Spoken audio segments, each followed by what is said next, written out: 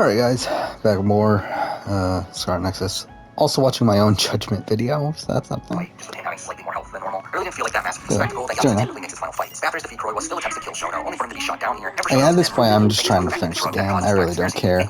We're still gonna do the Bond stories, because why not? But I mean, like, I'm just gonna finish the Yuito playthrough, and I like that pretty much be I know it it. wasn't really that much, but was a nice explanation here for why that was the killer's mode of operation. And overall, I did like how they ended up killing two major antagonists here without having Yagami directly have to do so, which would have felt out of character for him. And I think it gave these two characters satisfying conclusions to their arcs as villains in the story. But this does lead to the epilogue, which plays out as you would expect it to. I mean, Okubo is severely from prison, and we do get to see Sugiura apologize to him for thinking that he killed Emi. ADDC gets shut down, and we have Yagami decide not to return to law, and instead continue working as a private detective alongside Kaido. Again, pretty much what you would expect from the ending of this game. And I do really love the narrative of First Judgment here, introducing us to a great set of characters and giving us this personal story for Yagami here, with him being able to redeem himself for his perceived wrongdoings. Again, I do have issues with how much filler there is in the game. It does end up bloating the main narrative, but really, that's my issue with most Yakuza games. With that being said, it is the gameplay and the mission structure that doesn't really hold up as well for me on the replay, but I still do have a level of reference for this game, considering it is the game that originally got me into the series. With that, let's talk about the final game for this Oh game. my god, why'd that get so loud? Judgment, which is a really solid sequel to the original game.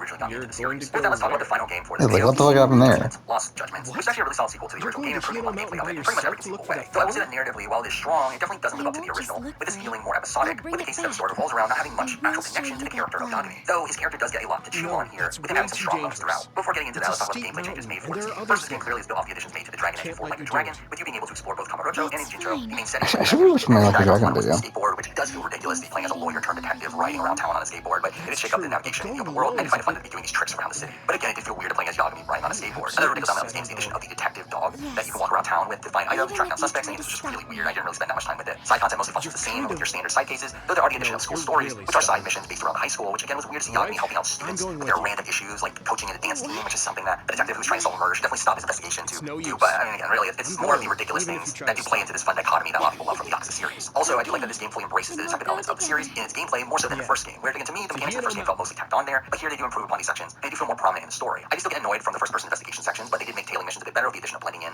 plain sight. They did also add full-blown stealth sections that can be annoying at points, but you can cross behind cover. Oh fuck, they actually let the takedowns. You also do have some core sections where you have to find a path to a location, climb up heights or do cliches or wall runs to get there, and that was interesting, though I'm not gonna be honest, I did get kind of annoyed with some of the climbing sections, as they do control pretty clunkily, with there being many points where you would think that you would be able to climb on something, but for some reason the game just doesn't let you do so. But finally, that's Oh wait, did I not save in the right spot? In the entire series, Shit. it really does continue off of this like Yakuza Zero-inspired combat, but this time has a new style, the snake style, which I really enjoyed using, and actually did end up using it for most of my time playing the game, where it does focus a lot more on quick attacks that really flow well together, and being able to easily counter enemy attacks. I overall really like the pace of the combat here, with fights rarely overstaying their welcome, and again, I think this is probably my favorite combat system in the series. But with that, now let's talk about the narrative, which does take place 3 years after the events of the first game, and not much has seemed to change in that time. We start the game with a pretty lengthy prologue, with Yagami and Kaido doing a more standard job of following around this girl's boyfriend, during which we introduced to the game's mechanics, detailing parkour, stealth, and chase sections, but really this entire case is without much consequence to the main story. Afterwards, we do return to get the law office and learn of a case that Sayori and Hoshino are working on that involves a groping done by a policeman named Tahara, which ends up being related to the main case within the game, which is humorous that it starts off with something as minor as a groping incident, but ends up exploding into this massive conspiracy. But eventually Yagami gets a call from Sugiura, who reveals that he has started his own detective agency in Jincho, with Tsukumo, a really minor character from the first game that I didn't even bother mentioning there, as he really is just this generic tech-savvy ally that doesn't really play that much of a role in that game, but obviously plays a big role here. But they end up asking for Yagami and Kaido's help, leading us to the real start of Chapter 1. You end up learning that the case that they have taken on involves bullying at Seiryu High, and we end up meeting the school's chairman, who is bizarrely voiced by I got so much out of this from YouTube, by the way. Sojiro in Persona 5, and really his voice is so recognizable to me that really took me out of whatever scene he was in. But we do get tasked with secretly setting up cameras around the school while disguised as a repairman, and through this section we do end up meeting a teacher, Yokosawa, who does have a cold intro to us, feeling like a foil for Yagami early on here for not trusting us, but does end up playing a major role moving forward. But through this we do end up stopping a bullying incident, through planting some speakers in the room, and through backing the girl up, the other students end up speaking up against the bullies as well, really playing into the themes of the story here, with Yagami talking about the bystander effect, allowing him to inspire people to speak up for what's right. Also along the way, while checking up on the cameras, Yagami ends up being suspected of being a pervert,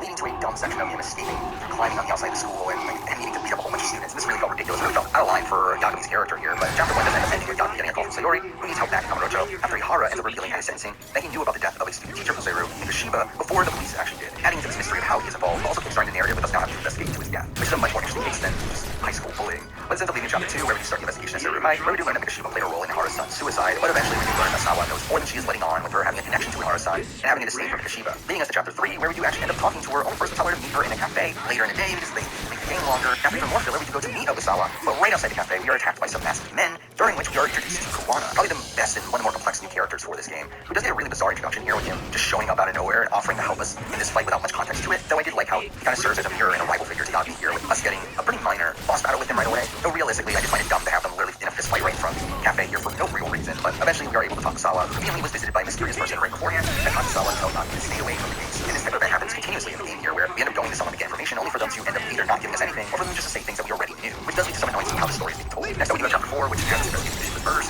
where you encounter Watanabe, a police officer that was expecting to play a major role in the story, considering how he's introduced here, but he really doesn't do much, despite him and Yagami agreeing to work together. We also, along the way, do an investigation of the subway station where the groping incident happened, which through this, you deduce that the groping incident must have been staged with Ihara using the groping incident as an alibi for the murder, which is kind of an insane plot point here, but one that is pretty fun, and it ends up being something I didn't even think was a possibility. Now, the chapter does also include our first interaction with Ihara, who does come off as pretty sadistic, clearly taunting the lawyers, and talks about wanting to make a mockery of the legal system, which has failed him. But this does lead to chapter 5, where we interact with Mafuyu, who seemed to just be there because she was in the original game, and she really doesn't have much to do here. We do also get continuously attacked by the RK gang and end up infiltrating their hideout in this chapter. I cut that out, actually. Which is really weird, but this does lead to a pretty lengthy stealth section, but eventually we do get introduced to Soma, RK's leader, who does end up becoming one of the main antagonists of the game, who is a pretty strong, intimidating villain, but also one that does feel kind of generic at points, feeling like many of the other villains we've seen from the Yakuza series already. But he does have a strong intro here, the scene really showcasing his really cold demeanor. Chapter 6 revolves around us getting to play as Sayori, just like in the first game, where she does go undercover to learn more about RK, and outside of reintroducing Higashi to the story, this doesn't end up playing that much of a factor to the main narrative. Chapter 7 has Yagami going to Sawa's apartment to question her, only for Kawana to surprisingly also be there, and for us to be ambushed by RK, where Kawana is able to escape, but Yagami is confronted by Soma once again, where we do learn Kawana's real name is Kitakata, being the actual person that they are tracking down, which really adds into the mystery of how Kawana is involved in all this. But the chapter does end with the reveal that Sawa has been murdered, giving Yagami a personal stake in the story moving forward. But one that didn't really feel that earned to me, as I never really felt the connection between Yagami and Sawa as being one that was ever that strong. Though it's one that he constantly compares to the murder of Emi Terasawa, which also does play into his background. But chapter 8 does start with us investigating the crime scene, which felt very reminiscent of what happened with the Shitani murder in the first game. We do also end up trying to hunt Kawana down, only to once again be ambushed by Soma, which kind of ends up being a trend in this game. But through this, Kaido ends up being injured and is out of commission until the end game. Chapter 7 does give us more background on Kawana, with the reveal that he is the former teacher of a student named Mitsuru, who was also bullied and ended up attempting suicide, which has caused Kawana to now strive to get justice for these type of situations, which ends up really connecting him to the main themes of the narrative. Afterwards, we do confront Mamiya, who ends up confirming her role in the conspiracy, and we end up doing a pretty lengthy interrogation,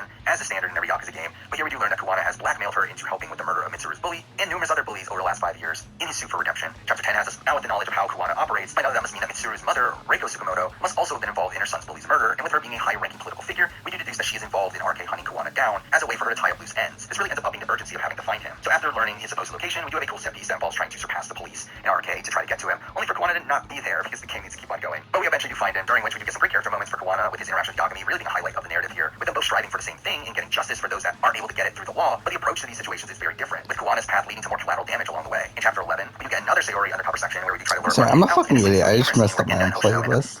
But whatever, it's fine. But the main development from this section is that we do learn that Soma is actually an undercover agent for public security, with the rest of RK not actually knowing of this connection, making this the reason why RK is hunting Kawana down. After chapter 12 doesn't actually progress the narrative too much, so let's just jump right into the final chapter, where the first half of it does revolve around the Ihara case. It does pretty similar structure to how the first game was done, where Yagami has an using the trial as a way to expose Kawana and Ihara. Do I really have to do this entire fight again? It does end again? up going off without a hitch, with Ihara taking the stand for himself, initially just mocking the process, until we do end up making him break to the point where he just admits to the crime. Afterwards, we do get a call from Kawana, who reveals that he's with Mitsuru's bully's body, which is being frozen in a warehouse in Jincho, leading to our final gameplay section of having to find our way through the warehouse to get to Kawana, which along the way we have a bevy of fights with RK members, eventually find Soma and Kawana near the body, and have our final face-off with Soma inside of a cold storage unit, which felt like a pretty baseline fight, which again, kind of underwhelming coming from Soma, who I did feel like was a pretty intimidating villain. But the final fight here kind of just plays out as your standard boss battle. After Soma's defeat, Yagami and Kawana once again have a debate on how to resolve this conflict, with Yagami wanting to get justice for Sawa, while Kawana wants to keep Kishimoto out of jail, leading to the final boss battle with Kawana, which again, I was expecting a bit more gravitas here, though, again, it's a fine final boss battle, and one that does fit the themes of the narrative here.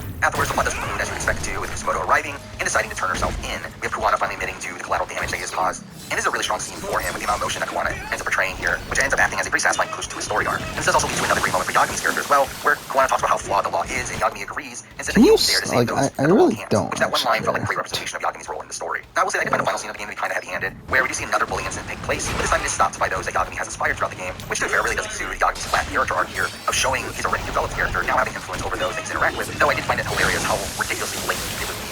But either way, I mean, I did really enjoy the conclusion of the story here, with it providing a lot of great character moments for both Yagami and Kawana, and really I do like this game as a whole, where I do think gameplay-wise is probably the best in the series, improving upon pretty much everything from the original Judgment outside of narrative. But again, I do find that main narrative to be pretty bloated here, where it really just moves at a snail's pace at points, with there being many points where the game acts as if a scene is really important to the main story, but it ends up revealing some information that we already knew. But despite that, it is still a very strong entry in the series, and while I do think the base narrative of the first game is stronger, I do think this is a better game in almost every other way. But there we go, I mean, those are essentially my thoughts on the Yakuza spin-offs, and with that also includes my series of videos on the Yakuza series. I've now talked about every North American release up until this point. Now, we do ever get another Judgment game down the road, or whenever we do get an entry in the main series on the road, I definitely plan on doing videos about those when I get around to playing them. But that's obviously for the future. But for now, that is the video. Thanks for watching. Alright guys, Dylan here, back with a new video, and in this video, I'll be reviewing the spin-off / sequel to one of my all-time favorite games. So here we're going to be talking about Persona 5 Strikers, which is a game that I kind of have a tough time wrapping my head around. I mean, this is a sequel to Persona 5 from a narrative perspective, but does so on a much smaller scale to me. That makes it feel like this game's more about revisiting these characters I love from the original game than it is about getting any real enjoyment from the game's main plot. And from I do want to rewatch my like a Dragon video. In this video, we're back talking about the Yakuza series. Now, obviously, I've been talking about the entire Yakuza saga, Yakuza 0 through 6, and once finished those games, it was one time to move on to the latest entry in the series, Yakuza Like a Dragon, the start of a new era for the franchise, it very much feels like it. While there are recurring themes and locations and characters from previous games, this game does feel like a radical departure from those previous installments. And while at first I didn't love the changes that were made here, as time went on, I did start to love this game more and more, to the point where at this point I do look at this as one of the better games in the franchise. So this game, first up, I want to talk about the gameplay and differences from this game from the others in the series, and then after I talk about the narrative, we'll start with gameplay. And the most notable change here is the combat system. The Yakuza series up to this point has been a beat 'em up. While some games have had better combat systems than others, for the most part they do play relatively similar. And while there were stepping against some better ones like Yakuza 0 and Yakuza 6, having played all those Yakuza games in a row, the beat 'em up style of gameplay really did get stale. I definitely was expecting them to drop that beat 'em up style gameplay to adopt a turn-based RPG combat system. And while at first it felt strange and unnatural within the game, you can grew on it. And this video was made over a year ago at this point, right? Actually, no, I think around a year ago I was playing like Yakuza Like a Dragon. Though I will say that I do feel like through this, the main game itself does embrace the wackiness within the series that I feel like the previous games in the series usually reserved for the side content in the game. I feel like through that, this game definitely has a much more comical tone at points. Through this combat system, where again, like we have these characters using these household items to attack their enemies in the most ridiculous ways. We also have the pound mates, which are essentially summons, but just feel really bizarre and ridiculous coming from a series that, again, the main story has been relatively grounded up until this point. Now I did find this to be a cool way to include callbacks to the previous games, many of the summons being characters that we've seen before, but it did feel pretty jarring. Now, despite this combat system being turn-based, there's actually a lot of interactivity involved with the combat here, where you can't just click on the move and move on, and there are usually quick time events associated with most of the special attacks. To increase your damage there, the placement of the characters also matter, where if your character runs past an enemy on the way to their target, that attack can be blocked. Like any other RPG, enemies have resistances and weaknesses, there are different jobs for each character. That attitude there I didn't really pay that much attention to, but it does add to the overall diversity of combat which you play. And overall, I did have a lot of fun with the combat system here. As ridiculous as it is at first, it does really fit the characters and the tone of the game. And it became one of my favorite elements of the game, unlike previous games where I just tried to avoid combat as much as possible. I do think out of the modern turn-based RPGs that I've played, which I've been very that many, I think this game's combat system is probably my favorite outside of maybe Persona 5. Even then, I think the two systems are relatively close and similar to Persona 5. There is a confidant system to a degree within this game, with Kasuga getting to bond with each of the members of his party. We do get these one-on-one conversations with them at the bar, and through these party members get perks, and that's cool. Though again, it's something I never really focused that much on. The side content of this game is pretty similar to that of the previous games, with the return of sub-stories, which is where most of the wackiness was relegated to in the previous Yakuza games. And they're just as wacky here. Just like in previous games, there are other side activities you can do, like a business management system, just kart racing for some reason, karaoke, etc. Again, pretty much what you would expect from a Yakuza game. A major difference within this game from at least some of the previous installments is how important money is and how the entire world functions here. With this being a full-on RPG, there are points where you're going to need to get better equipment, which there is a place to craft equipment, though I never really went on my way to find materials to use it. So instead, I usually did grind for money or to buy better equipment in the game. Levels themselves never really seem to matter too much in this game. I mean, as long as you're not like radically below the enemy's level, you should be fine, especially when you have all four party members with you. But again, the equipment was the pretty important part, particularly armor, as bosses within the game do end up having some pretty powerful attacks that could potentially one kill you. And in this game, if Kasuga dies, it's game over. And I would say I really hated that element of this game, as if you die in this game, you have to spend a proportionate amount of your money to try again. I mean, I didn't love how the game punishes you for dying. And I really just found it annoying, as there was a point at the beginning of chapter 12 where the game wants you to gather 3 million yen to progress through the story, and they end up filling the streets with these higher level enemies. So I end up getting trapped to where I couldn't run away. Kasuga ends up dying, and I lose 1 million yen through that fight. Again, it's just an annoying system to me, and something I just wish wasn't in the game. That being said, there are a couple relatively easy ways to get money in this game outside of typical grinding. Every vending machine in the game you can treasure hunt, and you randomly get either a small amount of money or a type of plate that you can sell at the pawn shop. I really like that system. Also, I really like the part-time hero side activity that essentially had these smaller boss battles or challenges that you can do for massive amounts of money. So again, it wasn't hard to raise money, but the fact that you can lose it so easily is really annoying to me. Now, let's talk about the open world, which felt much bigger than the size of Kamurocho in previous games. I mean, I was actually surprised that this game didn't take place in Kamurocho. I guess you could spend some time there in a couple chapters, same with Sonbori, another location from previous games, but most of the game does take place in Ijincho, which I really like as an open world. And by the end of the game, I felt like I knew the entire map, with most sections of the map being pretty distinct from each other, and I felt like I knew the different types of shops that were available in each of these regions. And I also like the idea that we end up learning about this area along with Kasuga, something that the series does pretty well, of having you learn information along with the character. And I do feel like having this brand new open world also really works for this game in particular, especially with us having this RPG leveling system, making it feel like our understanding of this world and the combat system within it is progressing alongside the protagonist here. Now, before we talk about the story, let's talk about the characters, who for me were a massive bright spot within this game. I will admit, the main plot took me a while to get into, especially after we arrived in Ijincho, but the characters themselves were what kept me invested here. Obviously, we have the main protagonist in Ichiban Kasuga, and Kasuga is a radically different protagonist from Kiryu, who was a mostly stoic, super serious individual, but Kasuga is this really charismatic, over-the-top, more emotional character, but he does still have the ability to be serious when he needs to. He really reminded me of your standard shonen protagonist, especially with this game also focusing on the themes of friendship over the course of the story. And I really like his development here. The other side characters were strong as well. Namba, Adachi, and Seiko were the core 3 party members and the most integral to the main storyline, with them being really good friends with Kasuga over the course of the story, and I did really like seeing their interactions throughout the game. Now, I should say that I did end up playing this game with the original Japanese voice acting, while I did end up playing like Judgment with the dub there. Considering this was part of the main franchise, and outside of maybe 20 minutes I played of the original PS2 version of Yakuza 1 all those years ago, I'm just so much more familiar with the Japanese voice acting at this point, and I did come into this game knowing that there are some characters that are going to be appearing here from the original game. So I just felt like it would be weird to see Kiryu or Majima speaking in English, so that's why I ended up siding with the Japanese version, which I really like the voice acting in this version as a whole, and now having listened to the English dub before a few scenes here and there, I just can't imagine having played the game that way. Now let's move on to the narrative, which as a whole, I really liked. But to me, it did definitely have its slow points and its dragged out sections, particularly after your arrival in Ijincho. We start the game with a flashback with Masumi Arakawa, who later does become the father figure for Kasuga, and we do see him losing his father, which again is important to set up his character, though I did find it strange to have this first scene in this new era of Yakuza. I just feel like it would have felt more right if we got a flashback with a younger Kasuga here instead. Rather than get to play as Kasuga on New Year's Eve 2000, where we do get introduced to the basics of the combat, but really most of the section just comes off as doing monotonous tasks. We also get to see Kasuga's personality here, with him being this kind-hearted guy as he deals with some of the confirm. We spent some time with Kasuga. This isn't like a strength test. Later becomes a really important character in the end game, and I did like having us spend time with him. we also spend some time with Arakawa, which is an important section for us to see their relationship as it really sets up the entire story here. It really becomes a pretty integral part of the endgame as well. And here we do get some setup for the endgame twist in the game. But the next morning, chapter 1 ends with Kasuga agreeing to take the fall for a murder that was committed by Sawashiro, a captain in the Arakawa family. Yeah, and this leads to Kasuga having to spend 15 that was years a in prison, rough which I day. did like as kind of a callback to Kizu's story, which also starts with him taking the blame for a murder and him spending time in jail for a crime he didn't commit. And while this is a generic plot point, I do like this adding motif for the protagonist within the series. In chapter 2, we do see Kasuga's time in prison, and we see his undeviating loyalty to Arakawa. But through fighting back against some bullies, his sentence does get extended. After years have passed, he does get a letter from Arakawa who talks about how he misses him, and Kasuga expects him to be there when he's released from prison. But when he does now in 2019, the only person there is a police officer named Adachi, who also later becomes a party member. And Adachi is fine. Like, I mean, definitely not my favorite party member, though he is one that I did consistently use due to him having some of the better offensive attacks within the game. But I did feel like this is a fun way to introduce his character, with him helping Kasuga try to find Arakawa, leading him to a cemetery, and Kasuga had stopped meeting him, but this is where we do learn that Arakawa has become the acting captain of the Omi Alliance, who they were directly against before Kasuga went to prison. And we do learn that Arakawa has also helped the police take down the Tojo clan, which I really like all this setup for the mystery within the story of why has Arakawa changed over this period of time. And we do get a pretty great cliffhanger for this chapter of Kasuga finally meeting back up with Arakawa, only for Arakawa to shoot him, telling him he has to die. That's why we jump to chapter 3, where the game starts to open up a bit. And these next few chapters I did actually find kind of slow. Obviously, a lot of it is just set up with us meeting all these new characters, us learning about the Ichincho area, us learning these new gameplay mechanics, and that really made these chapters feel pretty long. So I did love that aspect of it, but we do see Kasuga wake up in a pile of trash and now in Ichincho, despite the fact that when Arakawa shot him, he was in Tokyo. So that does leave some mystery, like how did he get all the way over here? Here we meet Namba, who ends up nursing him back to health, and is another prominent party member moving forward. I do like his relationship with Kasuga, as I feel like he's the most important to the main story out of these party members, and he does act as like the best friend figure in the story. But through him, we do get more tutorials and learn about the dynamics between the gangs in the city, and learn that Ichinjo is the only place that the Omi Alliance doesn't have control in, which then sets up that Kasuga was taken here to be protected. And then they spend some time trying to find a job, making some money, and really the rest of the chapter moves at a snail's pace, with this section not really being that interesting or really that important to the overall story, outside of just introducing some minor characters, giving Kasuga a hideout, and starting the bond between Kasuga and Namba. Then for chapter 4, where we reunite with Adachi, and we get more working jobs, but again, not much of interest actually happens here until you end up breaking into the Seiryu clan headquarters, which is the first real dungeon in the game. I never really loved dungeons in games, but in this game, dungeons are really the easiest way to get high-level gear, so I always found these to be pretty good ways to bulk up. And through this, we do meet Hoshino, the chairman of the Seiryu clan, who does end up helping out each time moving forward. Chapter 5 begins with the death of one of Kasuga's bosses, which leads to us meeting Seiko, who, again, another important party member moving forward. And I do feel like her intro is a bit rushed here, but she does end up joining us to help investigate Lao Ma, who they assume is the killer, and we do end up with a few situations due to this investigation, with Seiko getting a job at a hostess bar to get info, and the entire party working at a warehouse for Yokohama Trading Company. In between this, we do get introduced to the business management system in the game, and through that we do meet Eri, who helps you run the business and is an optional party member later down the road. But I'll be honest, I actually didn't find that out until after I finished the game, so oh well. But through working at the warehouse, we do find out about the money laundering scheme there, and we do get this pretty tense scene of their heist to get a fake bill and ends up failing, and leading to them getting captured. Chapter 6 is one of the shorter chapters in the game, where all it is really the party escaping from captivity and traversing through the Liomang underground prison, which is a pretty big dungeon section. That again, I didn't find fun as a dungeon, but it ends with a boss battle with a guy in an excavator, and that was bizarre considering like hitting an excavator with a bat or a purse just felt like a strange way to damage it, but whatever. But after chapter 7, which revolves around Kasuga's interactions with the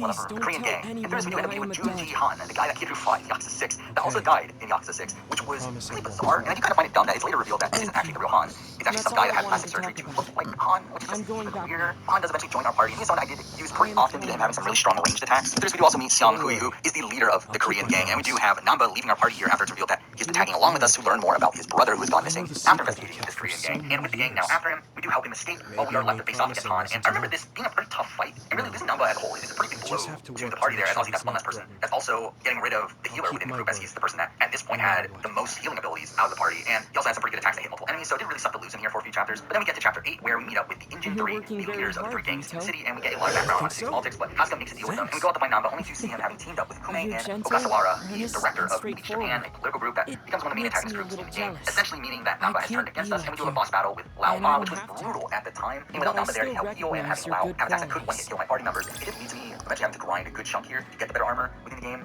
Though again, I didn't know that I could have just got Eri as a party member, that probably would have helped out, but oh well. Now for chapter 9, which starts with Kasuga seeing an image of Ryo Aoki, the governor of Tokyo, in a newspaper, to which he realized that Aoki is Masato Arakawa, who is presumed to have been dead. Now through this chapter, we also get some fights with some police members, and a fight with cranes, that's something, but after this we do get back to the Namba storyline with us having to fight against him and Ishioda, who is a villain that I feel like we fight way too much in this game. I mean, this was a brutal fight when I first played it. I mean, this was another section where I did have to grind a bit, as Ishioda's ranged attacks would come pretty close to one hit killing me almost every single time he would use them. So I had to spend so much of the fight here trying to heal, and through that really just never made much progress in my first few attempts, so I did do a good chunk of grinding, but eventually obviously I was able to get it, and through this we do end up capturing Ogasawara, which starts chapter 10, where we interrogate him for a pretty long time, and we get the return of this massive scene of exposition just being dumped on us, where this interrogation is really just a game telling you a whole bunch of background information on Aoki, revealing that he is Masato, and we do hear about his rise to power along with his plans to take over the entire country. So after this, Han finally formally joins our group, and we do get another fight with Ishioda, where Namba finally rejoins our party as well, and from this point on, my party pretty much just consisted of Adachi, Namba, and Han, which did seem to serve me well for the rest of the game. This is also a section of the game where we do learn that Arakawa was probably actually trying to protect Kasuga the entire time, with the reveal that the homeless community that Kasuga woke up in has been working with the Arakawa family. And we do learn more about Arakawa's background, learning that Hoshino was the one to kill his father. So overall, this chapter was a pretty strong section of the game in terms of revealing more details about the overall plot, despite it not being much gameplay-wise. Now for chapter 11, where we do have Zhao joining our party, who has been in the game throughout, but I just find it weird how randomly joins our party here so late into the game, and because I never really used him as at this point all the other characters were so much better and like higher level than him. The chapter does involve Aoki and his plot, which I didn't fully grasp right off the bat, outside of him just wanting to take over the entire nation. We do have Kasuga meeting up with Aoki for the first time, where we do get more exposition, but this also doesn't really set him up to be the main antagonist of the game, with Aoki revealing that he was actually the one that killed the man that Kasuga took the fall for. And at least chapter 12, which is a pretty long one, though, as I mentioned before, part of that stems from you have to waste a lot of time trying to gather 3 million yen, and I had to do it almost twice essentially, so that was annoying. But we do need the money here to have Kasuga run in an election against Kume to ruin Aoki's plan, so that's something. We then travel to Sotenbori, which was cool to see back from the previous game. We go here to attend a meeting between Watase, former chairman of the Only Alliance, and Arakawa, and it's here that we unlock the Sotenbori Battle Arena, which was such a great tool for grinding, where I knew that coming into the endgame here, I needed to be around level 50 or so, but coming into Sotenbori, I was on level 39, and through one run through this arena, I was able to get to level 47, and also get a whole bunch of better gear along the way, so this was a really nice piece of side content the developers put in here to help me grind in the game. But after this, the story does really pick up, and I would really like to go from this point forward, where we do get to the Only Alliance headquarters, where we encounter Majima and Seima, who were cool to see back from the original series. What wasn't cool, though, was how brutal this fight was. Despite me already having been leveled up quite a bit here, this fight was still pretty tough, particularly Seima. Majima was pretty tolerable, but Seima has some really powerful attacks, and I get really annoyed that Kasuga got one hit killed towards the end of my first attempt here. But after the fight, we do get introduced to Arakawa and Daigo, who again was cool to see from the previous games, but this is where we start to get a full grasp on what was really going on with the Dojo clan, where it turns out that Arakawa has been working with Daigo the entire time, and that Watase is here to announce the disbandment of the Only Alliance and Dojo clan, which causes a whole bunch of chaos. And when this happens, Watase is about to be killed until he is rescued by Kiru, who I was mind-blown seeing him here. I knew he was in the game, I just wasn't expecting him to show up at this moment, and it was great to see, though the explanation of why he's there is a bit dodgy as it's not really explained outside of just saying Watase needed a bodyguard. But again, this section was really fun. It was cool to see all these characters from previous games, but I will say that most of them just felt like fan service. Majima and Seima in particular don't really add anything to the story. Daigo had a very minor role, so at least that was something, and Kiru's appearance does end up being kind of pointless up until chapter 14.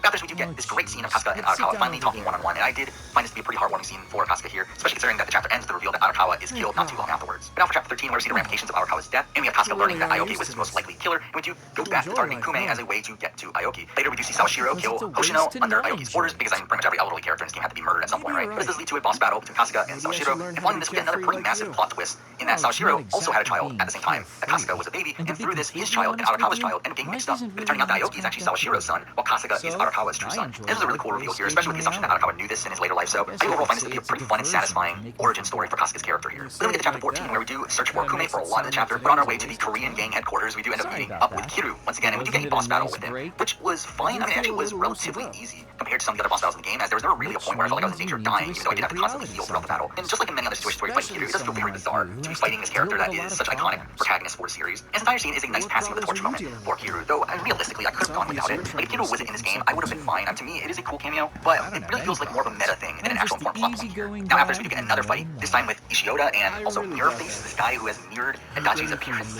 What? Like such a ridiculous thing to be in the main story here. This boss battle is relatively easy, but it's here that we find out that it was Tendo that killed Arakawa, and like Tendo kind of comes out of the field in my opinion of being like an important character considering he was there at points within the story, but like I never really felt like he was doing that much, but then all of a sudden now he becomes like this massive antagonist. And that's when we get to the final chapter where we do get more of the election campaign, which I just kind of plot point to me. I just found really dumb and boring. Like why is Kasuga running for office? Like they put so much focus on it, but I don't know, for me it never really worked. We do eventually end up returning to Kamurocho, where we do stop by the new Serena, and we get a cool cameo with Date here. Though again, it doesn't really add much to the overall narrative, but it is cool to see. But in true Yakuza tradition, we do end up heading off to Millennium Tower for the final confrontations within the game. Here we do get some smaller scale battles going from floor to floor until we eventually get to the first major boss battle fighting against Tendo, who was a really brutal boss. I mean, for me, this was definitely the hardest boss battle in the game. Again, a lot of one-hit kill potential here, and he barely takes any damage from your attack. So this did take me a few attempts to get, but eventually, after looking beyond the standard techniques that I would typically use, I started to use a lot more of the attack boosting and enemy debuffing techniques that did allow me to eventually get through this, though again, it was a pretty difficult fight. After this, we do get to Aoki, who does get exposed for killing Arakawa right beforehand, and we get our final battle with our entire party here, where we face off against him and a whole bunch of bodyguards, and this was a much easier fight, where just using these attacks that end up hitting multiple enemies does allow you to kill most of his bodyguards, while also knocking down his health as well, like you would call backups in, but again, these enemies are so easily killable, so this fight was pretty easy in comparison to Tendo, Okay. especially because his attacks So I guess we're done damage with as Tendo this. did. After defeating him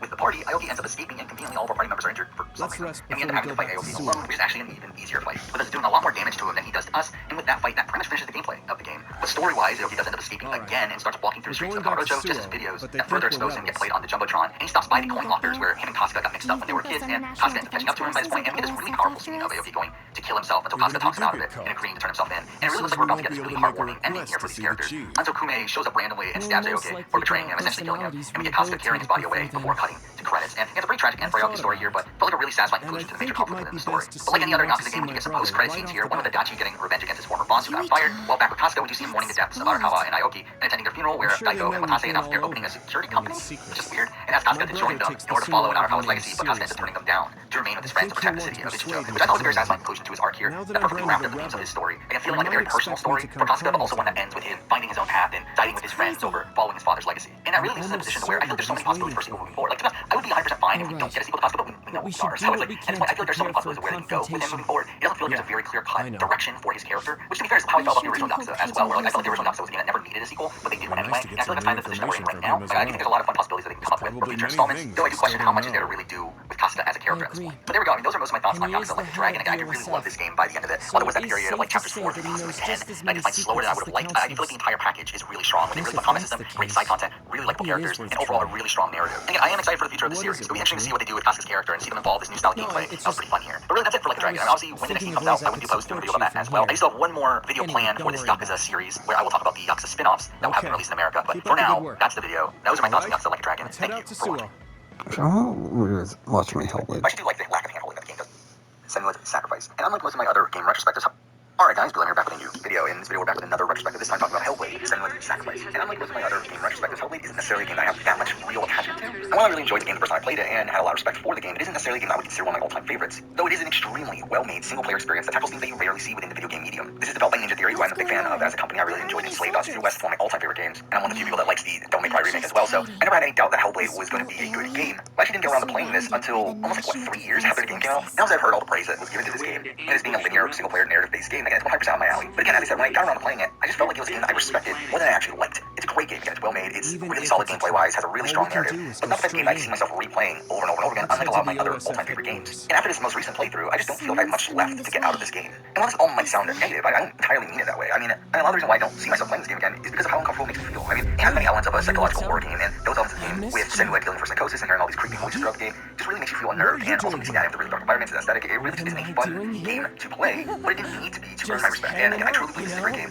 just not an easily replayable one for me. Let's start talking about the game more in depth. I'm like my other retrospectives will explain this up by talking about the gameplay and the narrative. So let's start off by talking about the basic gameplay, which mostly comprises of combat and puzzle solving. The most usually retrospectives will explain this up by talking about the gameplay and the narrative. So let's start off by talking about the basic gameplay, which mostly comprises of combat and puzzle solving. The puzzles usually mess with your mind. You don't initially see the full picture, and you have to interact with the objects around the world and figure out how to get to where you need to go. There is a focus mechanic in the game that allows you to trigger these objects needed for the puzzles, and they do also activate these lore stones that give you further background on the story and also the mythology around it. Now, let's talk about the combat, which is your typical hack and slash fare. I did initially have a bit of trouble with it, as Senua's dodges would be a bit slower than I was anticipating, and ended up dying a few times because of that. And even the combat is a bit unnerving in this game, where enemies just show up out of nowhere, and that gave me a few jump scares throughout the game. And facing multiple enemies, it does become a struggle to manage them, as the camera is so close to Senua that your view is pretty limited. Though you are booned by the fact that the voices in Senua's head do help you out in combat, and they do tell you where the enemies are. And you can also use the focus mechanic in combat as well to slow down time, and it does save you at points when you're close to death. Now, Hellblade does not feature a HUD. A lot of the game is taught to you through the voices that you hear. I mean, they introduce the game mechanics and talk about how much health Senua has, and they just do everything that the HUD would normally do, and that adds a great level of immersion to the game. But at the same time, these voices also sometimes lie to you, and the game in general does this all the time, and this perfectly fits the themes of the game. I mean, another way the game lies to you is by early on, it mentions that the game has permadeath, implying that if you die enough times, you can start the game from the very beginning. However, that simply isn't the case, but in reality, this is just a way for developers to put more stress onto the players, which again benefits its themes of mental health. Now let's talk about the main narrative of the game, which comprises of Senua going on a trek to Helheim to rescue the soul of her former lover from the goddess Hela. The portrayal of Senua is fantastic. Lena Jurgens, I believe his name, does a great job of showing so much emotion and mental strain. Wow, what the fuck? The tone of the narrative really fits its themes of mental illness. It really feels like a piece of art, probably more so than an actual game, and it elicits a similar response from me as like an art house film. And just like those type of films, I have so much respect for them, but again, probably never gonna watch them ever again. But now since this is such a linear game, let's run through the game section by section, starting with the beginning, where we have Senua on the path to Helheim. And this section really just introduces the basic mechanics of the game. There isn't much context given to the player initially on what is entirely going on, and I did find myself not really knowing what the story was really about until about an hour or two into it. But I actually do like the lack of handholding that the game does narratively. We then arrive at the gate to Helheim, but before entering it, we need to take down 2 gods that guard it. So the game does give you the choice of going after Valraven or Surtur in any order you choose. I went after Valraven first, and on the path to him, you do come across a bevy of illusion-based missed puzzles. That, I mean, I will be honest, I do think it went on for a bit too long. Though I will say that probably a lot of that's my fault, as I did struggle with more of them in particular. But I also did find the Valraven boss battle pretty difficult as well. But this is before I, again, started to learn the combat system and when to time dodges and attacks and all that sort of stuff. After this, we do have to take down Surtur, and this section encompasses some really great set pieces where Senua has to run through like a I'm an idiot. I could have used though I did die a couple times from not realizing that I was running through fire at points, but whatever. After that, we finally walk through the bridge to Helheim, and obviously things go wrong. We get knocked off by Hela and lose our sword, leading us to complete the Trials of Odin in order to get a new sword. And these trials were great. I mean, obviously without a weapon, most of these comprised of puzzles, and I really liked how most of them were set up. Though I did particularly like the blindness trial, as again, dark confined areas aren't my favorite things in games. But after getting the sword, we do find ourselves in the sea of corpses, which mostly comprised the combat. I mean, obviously we just had 4 trials without a weapon, so obviously no combat there. But here, this is very combat heavy. Okay. Not that surprising that they would do that. But this is where we do learn more about what happened to Senua's mother, which gives you much needed context into her state of mind. This finally leads to our second attempt to enter Helheim. And we spent a lot of this section being followed by the monster Fenrir or Garm, whatever you want to call it. I mean, it terrified me. Because whenever you didn't have a light near you, I mean, Garm would just rush towards you and kill you, and that was so terrifying. But we eventually get to the boss battle with him, and I found it kind of underwhelming, if I'm being honest. Again, with how terrifying it was to have him chase you, the actual boss battle could have easily just been won by spamming heavy attacks. Like, I mean, he just dies pretty quickly to do that. So, again, didn't have much difficulty with that. Then we get to the end of the game, where after some more puzzles, we reach Hela, and we get a string of battles, including facing off against the previous bosses again, until we get to an endless swarm of enemies. And I really loved what the narrative did here, with Senua realizing that these were just illusions and a representation of all the trauma she's been through, and she accepts her loss from this, like, endless horde of enemies, which causes her illusions to finally fade away, and we do get a somewhat happy ending of her freeing herself from the darkness. Now, initially I did find this kind of underwhelming, as, again, it happens pretty abruptly, and I was also expecting, like, a massive battle with Hela. Even though this video is really short, I feel like I go through it in enough detail. It's really weird. Versus Hela. I mean, Hela wasn't the real antagonist. I mean, her psychosis really was the entire time. So I understand what they did here. I think it fits the narrative, and I do really like the route that they took here. Though, I do wonder what they're going to do with the sequel, as I do feel like they wrapped up the narrative pretty well here, with every plot point that I can think of having been concluded, and I do think the game works very well as its own individual story, especially because the mental illness storyline was such a major one in this game, and they kind of resolved that. So I am interested in seeing what they do later on to continue the story in Hellblade 2. But those are my thoughts on Hellblade: Senua's Sacrifice. Again, I think this is a... Even though it's a much older video, like, I feel like I go through it in enough. Oh shit. What the fuck? That was close. I can still fight. Stop this! My head hurts. What the fuck? Excuse me? Great job, Tsugumi. I can't, like... My pleasure. That was close.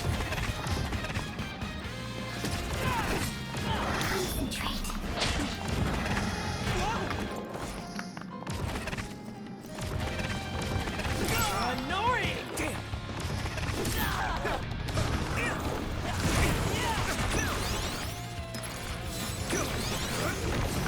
Shut up!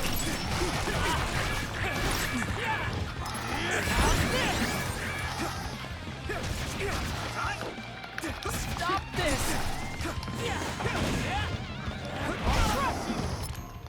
Oh, wrong button. Here we go. This is bad. What the fuck? Hanami, let's go. Good timing.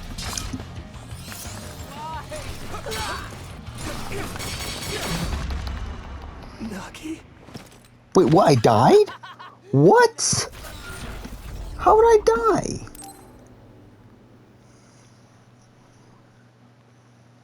Wow. I can't believe that. Oh, fuck off. Come on, Nagi. Oh, it's such bullshit. It's the entire fight, man. Make it more fun for me. I feel the power coursing through my veins. It feels so good. Use my power when you can't anticipate the chakram's movement. It's close. His power is rapidly increasing. Any hesitation could be deadly. Won't let him kill Yuito. We're gonna stop him with everything we have. Here we go. Nagi Where's told me he? that he wasn't suited to use bias. It might have been attached. No thought given to the negative effects it may have on the brain. That's awful. He's a human being. Concentrate. Ah, fuck off, dude. What the fuck is this? Maggie changed.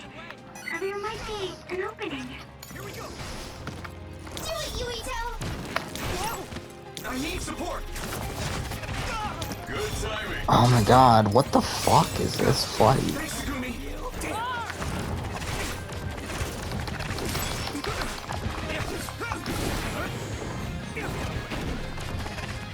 Shut up! This is bad. That was close.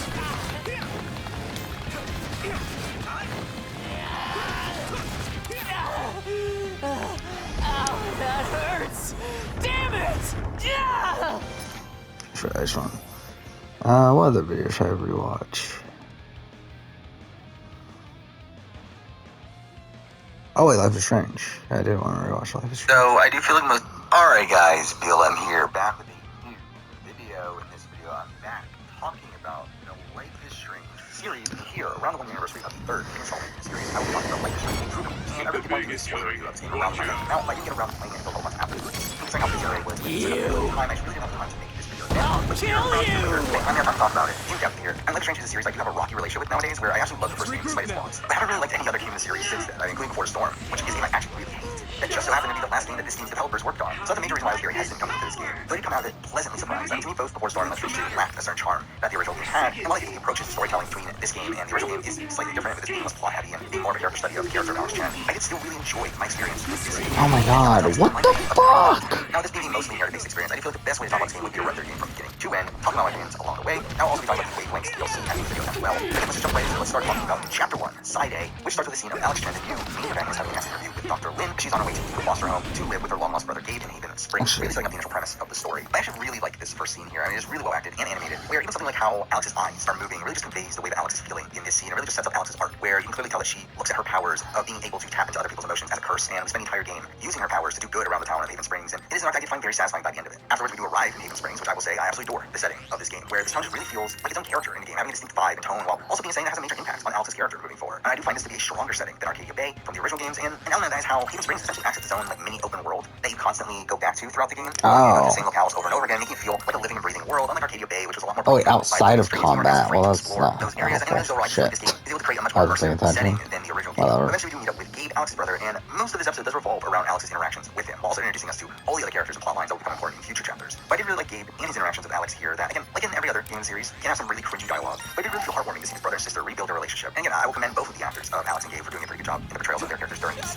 Now, after their meetup, we do get introduced to a bevy of characters on the way to Gabe's apartment. We stop by the flower shop, where outside you see Eleanor, who is sort there, and realistically not super important of a character. So I do find it strange that she's the first one we're introduced to. But we also end up meeting her granddaughter, Riley, who is a character I really liked, though I do feel most of the interactions with her are optional. Kind of less the impact of her character, where realistically she is just a side character. Oh, yeah. That much more. I didn't fuck it up this time. It does really set up the relationship between Gabe and Riley. That does become a major source of conflict with Mac later on. We meet Ethan, the son of Gabe's girlfriend, who is a character. Ooh, that does a lot of damage. Character that ends up causing trouble. Yeah, I really fucked it up last time. In this game, another character that had really vivid facial animation. I really like being able to read the emotions on his face, especially during that initial meeting with Alex, where they nerd out about comics, and you just see the joy that comes on his face from doing so. This is where we find out that he plans on exploring mines outside town, despite the fact that a blast is supposed to be going off later that night, which does lead us to our first major decision in the game of whether or not to rat him out to Gabe. Though realistically, this is a choice that doesn't really lead to any real changes as same events end up occurring. Though if you do tell Gabe, So I can heal at any time though, right? Like there's no cooldown now. Still go to the mines, which he obviously ends up doing. After this, we do end up going to the record store, where we do end up Yeah, meeting two other okay. major Cool, characters cool, here, cool. Steph, I mean, there's a who cooldown, but He's it looks also like a character it's Straight not Force like and that. while Steph's probably the most prone to being the one with the cringiest dialogue, I do really like Steph in this game. With her relationship with Alex reminding me of Chloe's with Max, but really without all of the unlikable parts of Chloe's character. But again, the fact that they brought her back from Before Storm was such a strange concept to me, where it really did feel random. Where like I feel like she's a character I didn't have much of an opinion of from that original game. But here I do find her to be likable and also more notable considering how much bigger of a role she has.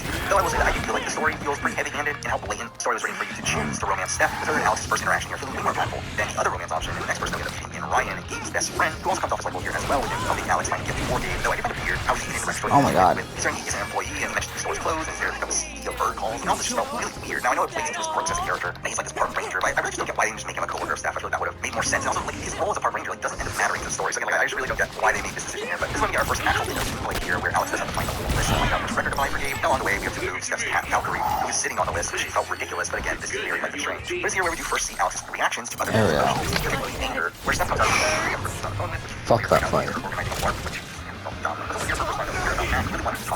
which again, I wonder if that's more later in the story. Jed, Ryan's father, and also Gabe's boss, who just instantly thought he was really likable here. But I always felt like there was something off about him, especially with these scenes of him at the bar where he has this like really bright red light shining down on him, which to me felt like foreshadowing that he's going to be an antagonist. But then we get to Gabe's apartment where we do see this really endearing scene of Gabe giving his apartment to Alex as he plans on moving in with Charlotte, and also we get this scene of the two rocking out to the record that Alex bought for him. And again, this is a really ridiculous like air guitaring scene that gets even more ridiculous if you have the streaming mode turned on that takes out all the licensed music. That makes this one of the weirdest scenes I've ever seen in all of gaming. Like it's so bizarre, and it's like really clear that the game was not meant to be played in streaming mode, as the silence during these scenes just make it really weird to see. And also, just in general, licensed music does play a major factor into the identity of Life is Strange, and to have all that licensed music gone is a really suboptimal way to be playing the game, especially considering one of the things I think Life is Strange does best is selecting the right songs and patching in the right ways. For some of my favorite scenes in the entire series are greatly moved by the music choice within them. But eventually, Gabe and Alex are interrupted by the appearance of Matt, who comes in irate at Gabe for supposedly sleeping with his girlfriend Riley and starts beating him up, which leads to us once again seeing Alex's reaction to anger, seeming to absorb it and use it against Matt for seeming to beat him up in the process. No, I think I'm as good. well, which leads to some awkwardness now between her and Gabe. But with this scene, I really did think that her reaction. Nagi!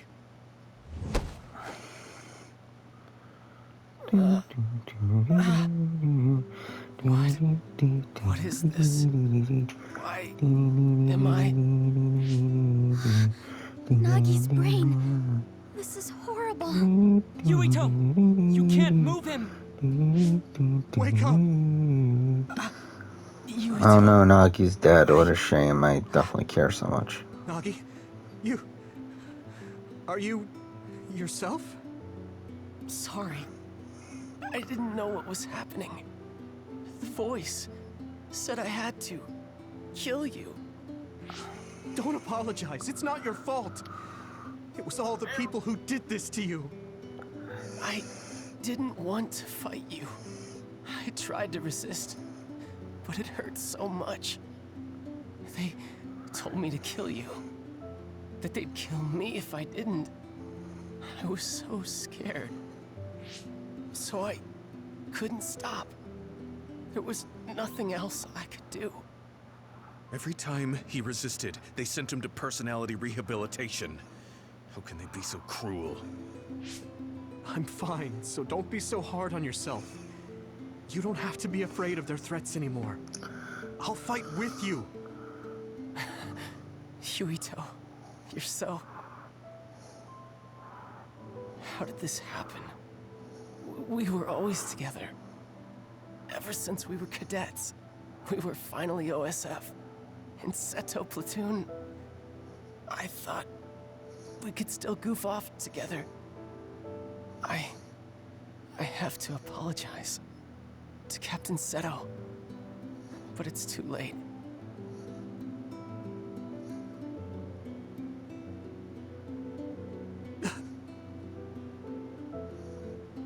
I thought that when I died, it would be more heroic, you know? Going out in a blaze of glory, fighting another. Look at me. I'm no hero. Tell me. How did I mess everything up so bad? Hey, Yuito. If I was gonna die either way, what should I have done differently, huh?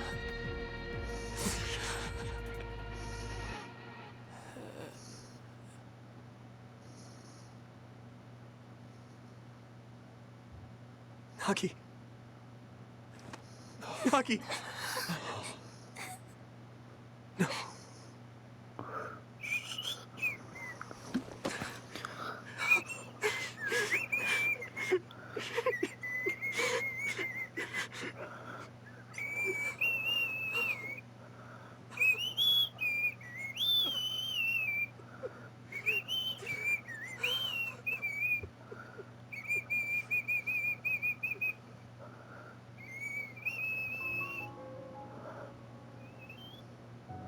You weren't wrong, Nagi. It was the country that did this to you. They're the ones to blame. When I didn't know what to do, you were the one who suggested we join the OSF. You said I wanted to save people, but I couldn't even protect you. I'm sorry. What travesty. I will avenge you. That's a promise I can keep. Sure. Yuito? I'm fine.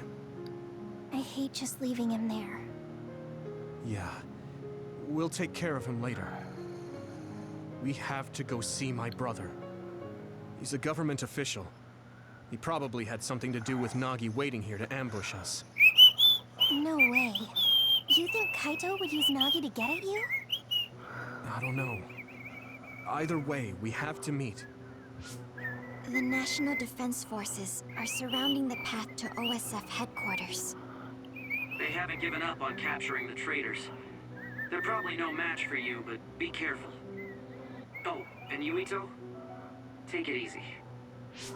Thanks, Wataru. All right, let's head to OSF headquarters.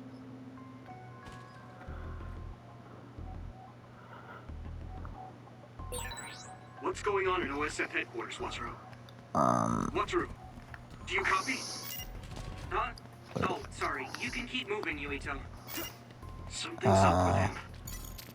Let's get to a save point. Which there should be one right there. Have to rebuy all of our shit too.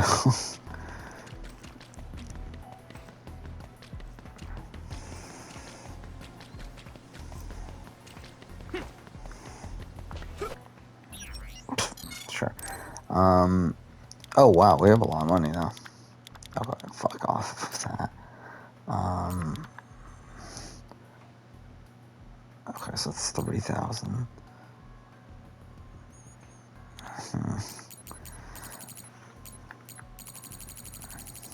What else is new? Okay, so we got these. Oh shit, not what I meant to do.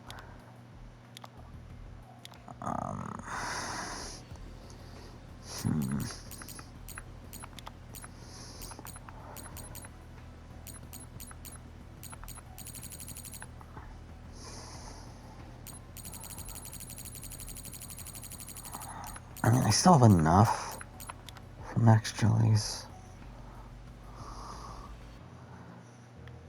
Yeah, let's just do that. Oh, fuck off, I did it again. You can't do that. Whatever. So, equipment, we'll go 5. Oh, wait. Power, right? Yeah, and then we'll go power 4. Here. Well, power 4 is still good. We can go health 4, right? So we can go power 3.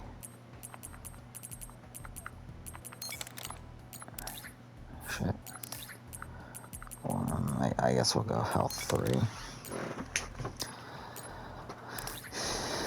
Alright,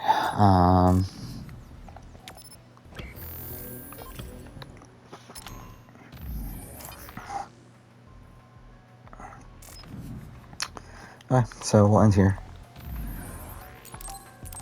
This time, save the right place. Alright, so next episode, continue on. Again, try to wrap this game up at some point. I'll probably do one more for tonight. It's 1 o'clock already, but whatever. So, well, thanks for watching.